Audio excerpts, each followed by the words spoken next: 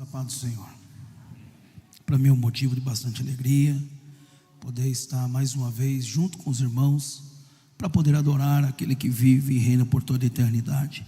Quero fazer menção a Deus pela vida do pastor reverendo Osmar José da Silva, também do pastor presidente, pastor Osmar Gullert, e também do pastor João Domingues. Que Deus abençoe grandemente, tá? É um prazer poder estar adorando a Deus junto com vocês. Minha esposa, que Deus abençoe, a Tatiana, sempre estamos juntos. Você nunca vai me ver viajando sozinho. Aonde eu vou, a minha esposa está comigo. E também ao Lucas, que Deus abençoe, tá? Ali da cidade de Patinga. E a gente adotou o Lucas, irmãos, né? Por algum tempo ele resolveu vir para São Paulo e a gente está aí junto fazendo a obra de Deus, amém? Que Deus abençoe a todos os irmãos, a todos que estão assistindo e aqueles que irão assistir pelas redes sociais. Que Deus possa vos abençoar. Eu tenho certeza que Deus tem uma palavra de vitória para a tua vida. Abra comigo a tua Bíblia, livro de João, capítulo de número 11.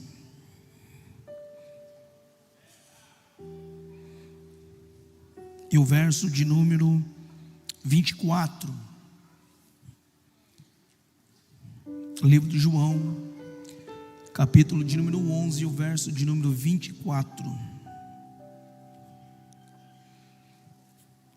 Está escrito assim: disse-lhe Marta: eu sei que há de ressuscitar na ressurreição do último dia. Disse-lhe Jesus: eu sou a ressurreição, a vida, e quem crê em mim, ainda que esteja morto, viverá. E todo aquele que vive e crê em mim nunca morrerá. Disse ela: sim, Senhor, creio que tu és o Cristo, o Filho de Deus, que havia de vir ao mundo.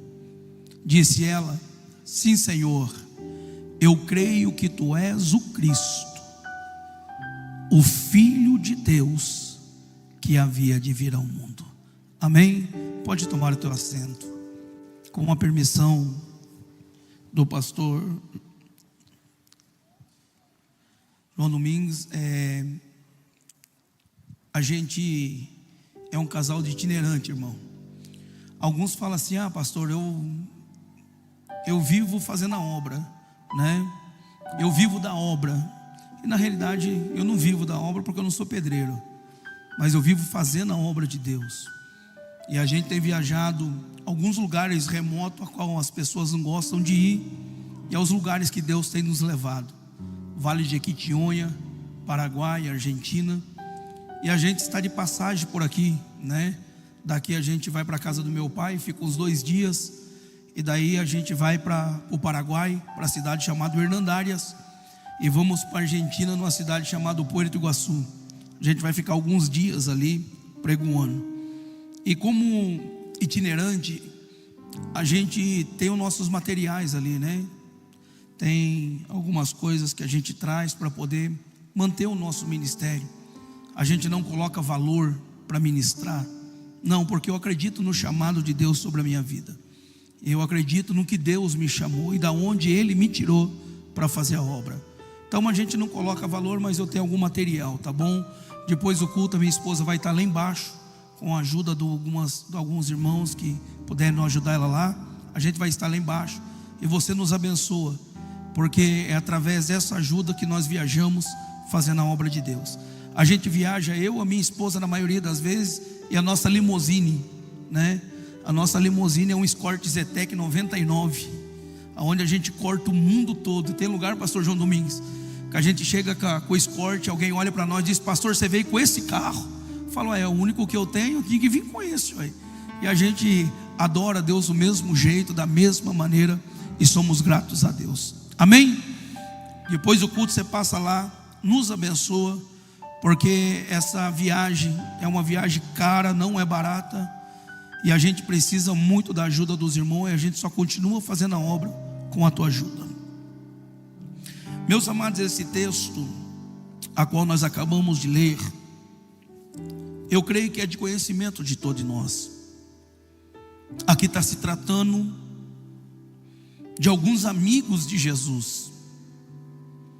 Quando nós falamos de amigo, nós falamos de intimidade, aproximação.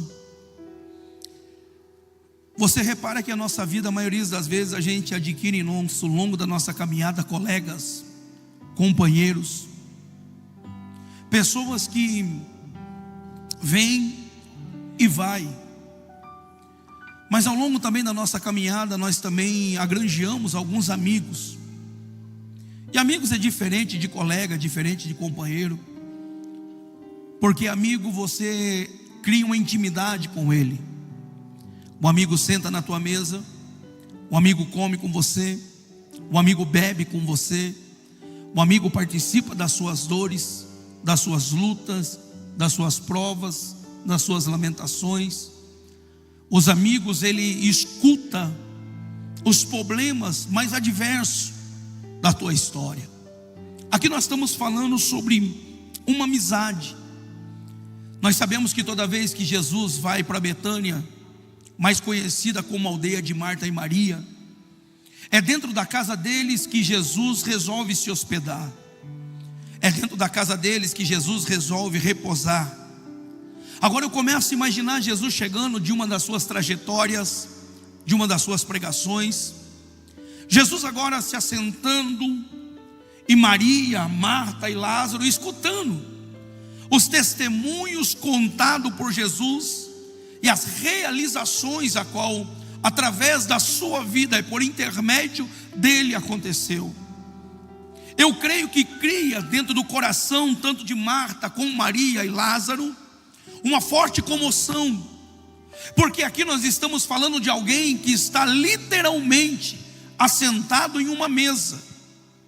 Você repara que ouvir falar de Jesus já é gostoso, ouvir falar de Jesus já é bom, mas já parou para imaginar você se assentado junto com Jesus, conversando com o próprio, com o mesmo, e ele contando, e ele falando de tudo quanto ele fez sobre a face da terra? Seria bom demais. Seria talvez terrível e triste a hora que Jesus se levanta para ir embora, deixando talvez uma lacuna vazia dentro da tua casa, e alguém olhando e dizendo: Jesus, não dá para ficar mais um dia, está tão bom, está gostoso. Mas Jesus, ele tem a sua caminhada, ele tem o seu propósito, ele tem que sair para cumprir aquilo que ele veio para fazer sobre a face da terra. Quando você pega o texto da Bíblia Sagrada, a Bíblia vai dizer que Jesus não estava muito longe de Betânia. Não, Jesus estava aproximadamente 15 quilômetros longe de Betânia, ou melhor, 15 estágios, aproximadamente 3 quilômetros de distância. Você repara que nesse interim de tempo, nesse intervalo de tempo, que Jesus sai da casa de Lázaro, Marta e Maria, a enfermidade pega Lázaro de surpresa. Eu acho tão interessante esse negócio, porque você pode reparar que a enfermidade, ela não escolhe classe, cor, ela não escolhe gordo, magro, bonito, feio. Não, a enfermidade chegou, acabou. E a maioria das vezes ela nos pega de surpresa, inesperado. O que é o inesperado? É algo que eu não projeto que vai acontecer na minha vida. Não tenho projeção, não tenho projeto para ficar enfermo. Você pode reparar que a gente projeta viajar, a gente projeta sair de férias, a gente projeta a ter um carro do ano, uma casa boa, ter uma família abençoada. Mas quem é de nós que projeta uma enfermidade? Quem é de nós que projeta olhando e dizendo: olha, o ano que vem eu estou fazendo um projeto para mim ficar enfermo? Ninguém. Acontece de repente. E o de repente na nossa vida acontece em dois fatores: tanto para o bem como para o mal, tanto bom como ruim. O irmão aqui acabou de contar o testemunho que de repente foi aprovado, mas de repente também não poderia ser aprovado. E o que é que faz isso de nós? O que é que faz nós esperarmos o de repente na nossa vida? Você pode reparar e perceber que ele não esperava, mas de repente Lázaro ficou doente. Ele não esperava, mas de repente a enfermidade bateu dentro da casa de Lázaro. Talvez as maiores adversidades da sua vida, talvez a maior problemática da tua história, você não esperava, mas aconteceu. Você não esperava passar por momentos tristes, mas você passou. Você não esperava passar por momentos turbulentos, mas você passou. Só que sobre todas essas coisas, nós temos que entender uma coisa: que sempre do nosso lado, do de repente, também estará um Deus que tem promessa sobre a nossa vida. Não importa qual é o de repente na nossa vida, o importante é que tem alguém que cuida de nós. Oh glória! Você pode olhar para esse crente e dizer para ele: tem alguém que cuida de você. Tem alguém que está do teu lado, cuidando da tua história, cuidando da tua vida, cuidando da tua casa, cuidando da tua família. Por mais problemática que de repente seja, ainda tem um Deus poderoso que cuida de tudo e de todos. Qual é o de repente que você tem passado? De repente aconteceu. Aí a Bíblia diz que as irmãs de Lázaro pegaram um mensageiro, alguém que daria um recado, e disse: vai até onde Jesus está e diga para ele que Lázaro está enfermo. O mensageiro sai, chega até onde Jesus está e diz: tem uma notícia, Lázaro está enfermo. Só que quando você repara, o mensageiro vai colocar um pouco de drama na história, porque ele vai olhar e vai dizer assim: ó, Lázaro, o teu amigo a quem tu amas está enfermo. Só que eu gosto desse texto, eu sou apaixonado por esse texto, que Jesus aqui ele vai olhar para nós e vai dizer de uma maneira suave e simples, que nós possamos entender. O recado que ele vai mandar o mensageiro voltar para trazer para Marta e Maria e Lázaro é que a enfermidade não era para a morte. Mas quem é que está falando de morte? Só está falando de enfermidade. É um abismo muito grande, quem está enfermo e quem está morto. Jesus aqui está olhando e está dizendo assim: eu vou mostrar e eu vou falar para você que antes de você chegar aqui, eu já sabia do problema. Você não entendeu, mas eu vou falar de novo. Antes de você chegar aqui, eu já sabia da complicação. Antes de você chegar aqui, eu já sabia como estava a tua casa. E eu tenho uma palavra para liberar para a tua vida nesta noite, que antes de você sair da tua casa, Deus já marcou a dedo quem deveria estar aqui. Deus já marcou a dedo. Ele falou: eu vou colocar você com o teu problema para me mudar a tua história. Vai voltar para casa diferenciado. Ei, a notícia pode ser ruim, o mensageiro pode trazer notícia mal, mas o que ele vai levar da boca de Jesus é notícia de coisa grande. Você não entendeu? Eu vou falar de novo. Tem mensageiro que está esperando dar errado na tua vida para sair para todo lado dizendo: acabou. Mas Jesus está liberando a palavra, dizendo: é o começo de uma nova história, é o começo de algo novo. Eremachando a Orébia. Será que você pode levantar a sua mão para o céu? Uramachando aracanto res. E será que você pode agora bater no teu próprio peito e dizer: para mim é o começo de uma nova história. Para mim é o começo de uma nova história. Pastor, o que é que você está querendo dizer? Eu estou querendo dizer que quando eu não era crente, a minha mãe esperava a ligação dizendo: vai morrer no tráfico, o traficante matou, a polícia matou. Mas sabe de uma coisa? Toda vez que eu ligava, ela falava para mim: eu estou orando por você. E há mais de 14 anos eu sirvo a Deus, porque alguém liberou uma palavra sobre a minha vida. Ainda não é o fim. Ainda não é.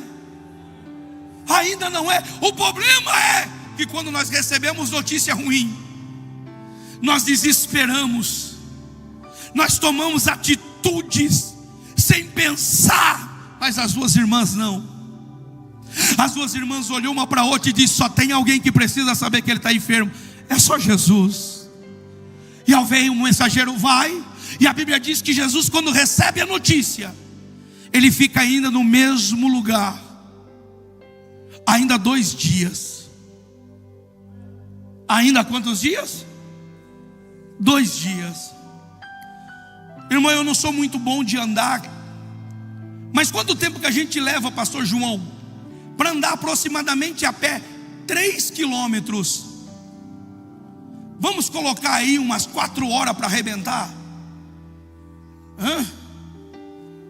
Ou menos, tem gente que faz bem menos, mas eu gordinho, irmão, é umas 4 horas, né? Você imagina? Então, Jesus demoraria quanto tempo para chegar até onde Lázaro estava? Aproximadamente, vamos colocar 4 horas a pé. Mas Jesus levou quantos dias? 4 dias. Jesus chegou no 4º dia. E quando Jesus chegou, alguém estava na porta da cidade olhando. Alguém estava na porta da cidade observando. Oh glória! E quando viu que Jesus estava vindo, saiu correndo, foi para a casa de Marta e Maria e diz assim: Jesus está vindo aí. Ei, aí eu começo a ver que quando Jesus está chegando, Maria ou Marta, ela sai correndo e vai até onde? Até onde Jesus está, apavorada como sempre. Olha para Jesus e diz: mestre, se tu estivesse aqui, o meu irmão não teria morrido. Traduzindo, ela está dizendo: chegou tarde, não tem mais jeito, acabou. Porque quando falamos de morte, falamos que é o fim de tudo. Você pode reparar que jogador de futebol respeita a morte, milionário respeita a morte. Quando a morte chega, ela coloca o seu poder de abortar sonhos.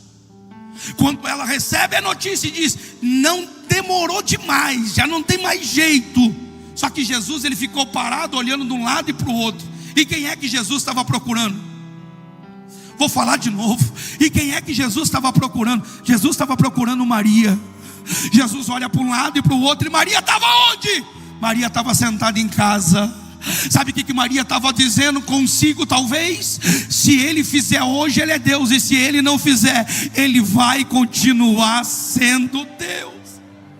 Não tem um hino que diz assim, ó: se Deus fizer, ele é Deus. Se não fizer, ele é Deus. Se a porta abrir, ele é Deus. Mas se fechar, continua sendo Deus. Se a doença vier, ele é Deus. Se curado eu for, ele é Deus. Se tudo der certo, ele é Deus. Mas se não der, continua sendo Deus. Deixa eu falar um negócio para você. Você canta esse louvor com toda a verdade do seu coração? Ou você é daquela pessoa que quando não dá certo reclama, esbraveja, vou abrir mão, vou abandonar tudo? Porque às vezes não é no nosso tempo, é no tempo de... Eu aprendi uma coisa, pastor João, em todo esse longo dessa minha caminhada, que não adianta querer pular princípios, não adianta querer pular etapa. Há 14 anos atrás, para 15 anos atrás, você sabe onde que eu morava aqui em Sorocaba? Debaixo de um lugar chamado Canecão, ali no terminal Santo Antônio. Eu dormi em cima de uma pedra de mármore, mendigo, drogado. Meu pai é pastor há mais de 38 anos, e o filho drogado, perdido na droga. 3 vezes me levaram para me matar, mas há 3 vezes Deus deu um livramento para a minha vida. E hoje eu volto aqui para Sorocaba para poder pregar e dizer que Deus pode mudar a história de um ser humano. Ah não, vou falar de novo, você não me entendeu.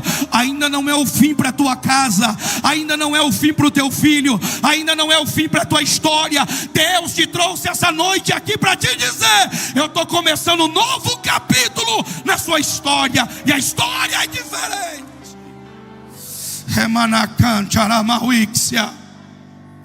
Talvez alguém que olha para você diz: acabou, não tem mais jeito, abandona. Um dia falaram para o meu pai, pastor João Domingos: por que você não abandona o teu filho, rapaz? É bêbado, drogado, não presta para nada, dentro de uma igreja. O meu pai engoliu aquilo calado. Só que Deus olhou para o meu pai e falou: volta lá, olha dentro do olho daquele camarada e diga para ele: se eu não consigo amar a minha casa, como é que eu vou amar a igreja de Cristo? Porque o amor não começa no altar, o amor começa dentro da casa, o amor começa com os teus filhos. É por isso que Marta e Maria estão sentindo, porque há um amor envolvido dentro da casa. Só que quando Jesus chega, Maria não aparece, e Jesus manda chamar Maria em segredo. Oh glória! Coisa mais gostosa é quando Jesus quer ter um segredo conosco. Jesus olhou e falou: vai lá, chama Maria em segredo. Alguém chega lá e diz: levanta, porque Ele te chama. Agora vamos lá para me encerrar. A Bíblia diz que quando Maria chegou, ela falou a mesma coisa que Marta falou. Jesus olha para Maria e diz: Maria, aonde o puseste? Sabe qual foi a resposta de Maria? Olhou para Jesus e diz assim: Senhor, vem e vê. Aí a Bíblia diz que Jesus chorou. O menor versículo. Aí eu comecei, pastor João Domingo, pesquisar na Bíblia, procurar na Bíblia sobre a sua crucificação. Quando Jesus carregou uma cruz que não era para ele, mostra para mim como ele chorou. Quando ele foi crucificado, mostra para mim que ele chorou. Quando a coroa de espinho foi colocado sobre a tua cabeça, mostra para mim que ele chorou. Quando ele pediu água, deram a ele vinagre, mostra para mim que ele chorou. Quando foi perfurado o seu lado, mostra para mim como ele chorou. Mas a própria Bíblia vai dizer que como o cordeiro mudo subiu para o matadouro, como o cordeiro mudo, não teve choro, mas por amor a uma amizade. A Bíblia diz que Jesus chorou, e causa espanto em muitos deles, porque alguém olha e diz: vê o quanto ele o amava. O amor é incondicional. Jesus demonstra que o amor. Aí Jesus pede para levar ele aonde? Aonde Lázaro estava. Talvez alguém olhe e diz assim: sabe o que Jesus está querendo? Simplesmente ir lá deixar uma coroa de flor, dar o último adeus, despedir, porque acabou. Mas foi ao contrário. Quando Jesus chega na porta do sepulcro, oh glória, Jesus dá uma olhada para eles e diz assim: ó, tirai a pedra. Aí alguém olha para Jesus e diz: mestre, já faz 4 dias, já cheira mal. Só que eu procurei na Bíblia e eu não vi Jesus perguntando qual é o estado de decomposição do morto. Não, porque Jesus não está preocupado com o estado de decomposição. Jesus, ele tem o poder de restaurar qual é o quadro que esteja a situação de qualquer um de nós. Jesus olhou e disse: tirai a pedra, e remover a pedra. Jesus de fora para dentro, de fora. Vou falar de novo. Eu procurei aqui também na Bíblia, Jesus batendo o pezinho, revelando, entregando revelação. Não vi não. Mas eu vi uma coisa que alegrou a minha alma. É que Jesus não entrou dentro do sepulcro, mas Jesus liberou uma palavra. Jesus liberou uma. Vou falar de novo. Jesus liberou uma. A palavra tem poder de fazer aquilo que a tua mão não faz. A palavra tem poder de restaurar. A palavra tem poder de ressuscitar. A palavra tem poder de trazer a existência. A palavra tem poder de cura. A palavra tem poder de libertação. A palavra traz avivamento. A palavra traz conhecimento. Tudo através da palavra. Jesus liberou a palavra e diz: Lázaro, vem para fora. Aí eu vejo aquele suspense. Alguém olhando dentro do sepulcro, pastor João, e dizendo assim: deu errado. porque Lázaro não está vindo para fora, ninguém saiu, a palavra foi em vão. Alguém talvez chega para Jesus, dá uma cutucada e diz: ô mestre, você quer que eu desça lá para ver se ele está vivo? Talvez eu veja Jesus olhando e falando: meu filho, para enterrar precisou de alguém segurar na haste do caixão, para enterrar precisou alguém guiar ele até o sepulcro e colocar ele lá, mas para tirar de lá de dentro não precisa de ninguém, a minha palavra ainda tem poder, vem para fora.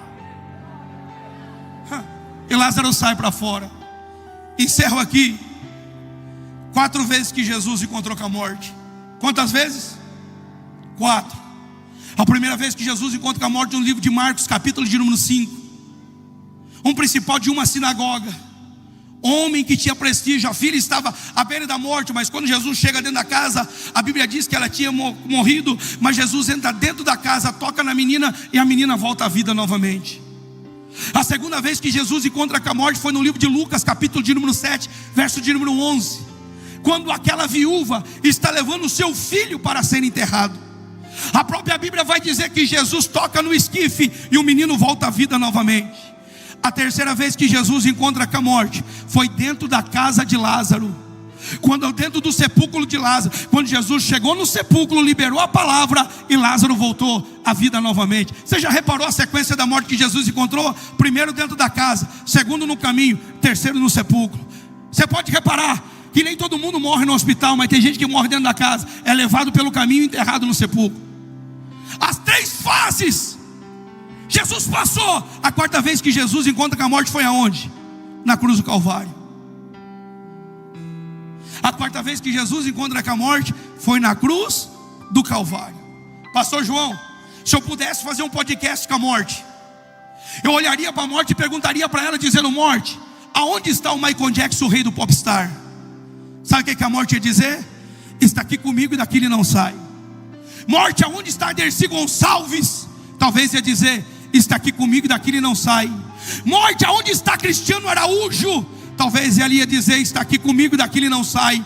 Morte, aonde está Mamonas assassina? Talvez ia dizer: está aqui comigo e daqui ele não sai. Morte, aonde está John Lennon de Imagine Model People? Talvez ele ia dizer: está aqui comigo e daqui ele não sai. Mas se eu chegasse para a morte e perguntasse para a morte: morte, aonde está Jesus? A resposta da morte seria essa: esteve aqui, mas ao 3º dia ele ressuscitou.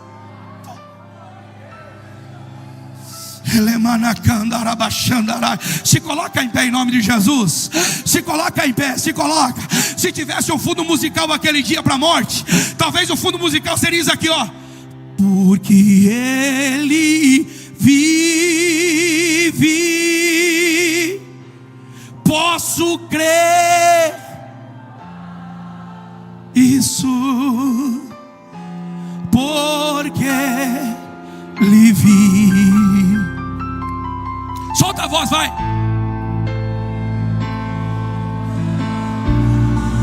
Isso. Mas eu bem sei,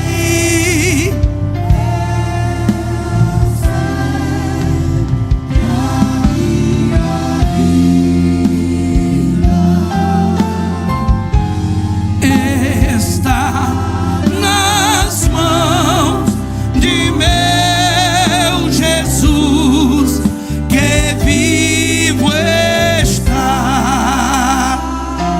Segura só um pouquinho. Eu quero fazer um convite agora, pastor João. Eu posso descer?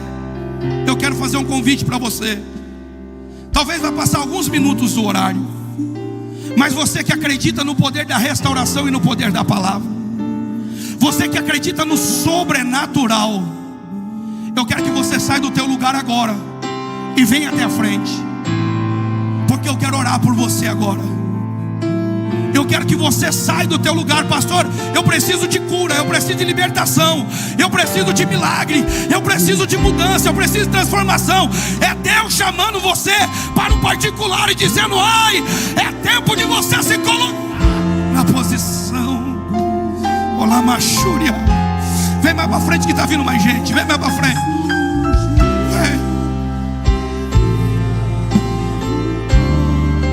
Que vivo está. Vamos lá, solta a voz, vai.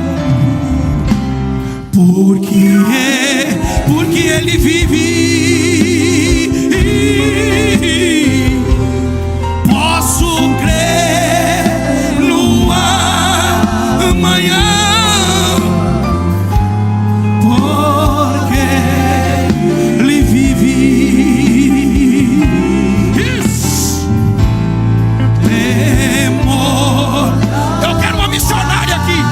Eu quero uma missionária aqui correndo. Mas eu preciso de uma missionária correndo, vem cá.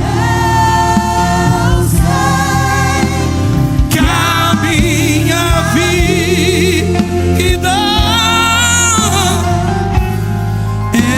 está nas mãos de meu Jesus. Coloca a mão aí.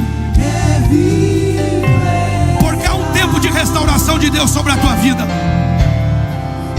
Deus te trouxe aqui esta noite para dizer: estou escrevendo uma história nova.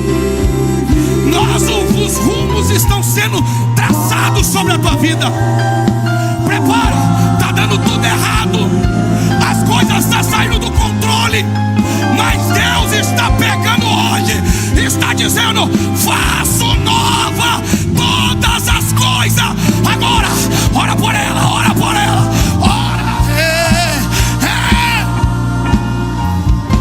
Vem cá, filha. Vem cá mais pra frente um pouquinho. Corre aqui. Ora por ela aqui pra mim. Olha aqui pra mim. Deus está fazendo uma viravolta na tua história. Tu não está entendendo nada. Tá tudo complicado de entender. Mas sabe o que é que Deus está dizendo? Que naquele dia que você derramou lágrima dizendo não tem mais jeito, não tem mais solução, não tem como fazer, Deus entrou dentro daquele quarto para mudar a tua história. Se prepara e começa a contar a partir de hoje. Em menos de 60 dias tem um reboliço de Deus acontecendo na tua vida. Você crê nisso? Porque eu vejo Deus entrando dentro da tua casa, mudando a estrutura, e Deus dizendo: eu ainda tenho controle de tudo.